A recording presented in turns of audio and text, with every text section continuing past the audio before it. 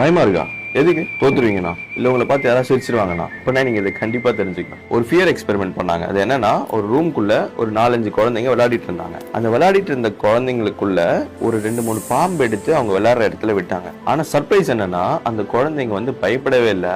ஒரு குழந்தை வந்து அந்த பாம்பு கூட விளையாட ஆரம்பிக்கும். ஒருத்தருக்கு கூட பயமே இல்லை. அதை வெளியில இருந்து பார்த்துட்டு இருந்த அவங்க பேரண்ட்ஸ் செம்ம ஷாக்ல பேனிக்ல நின்றுட்டு இருந்தாங்க. இதுல இருந்து அந்த சயின்டிஸ்ட் எதை கண்டுபிடிச்சாங்கன்னா, நம்ம பிறக்கும் போது நம்ம கிட்ட 2 ஃபியர் தான் இருக்கு. ஒன்னு ஃபியர் ஆஃப் ஹைட், இன்னொன்னு ஃபியர் ஆஃப் சவுண்ட். மற்ற எல்லா ஃபியருமே நம்மளே உருவாக்கிட்ட ஃபியர் தான். நம்மள இந்த சொசைட்டி எப்படி ப்ரோக்ராம் பண்ணிடுச்சு. பிசினஸ் ஸ்டார்ட் பண்ணுமா, ஐயோ ரிஸ்க், பயம். ஒரு பொண்ணு தனியா வெளியில போனோம்னா ஐயோ வேணாம்னு சொல்லுவாங்க, பயம். ஏதாச்சும் புதுசா பண்ணோம்னா தோத்துருவோன்ட்டு ஒரு பயம்.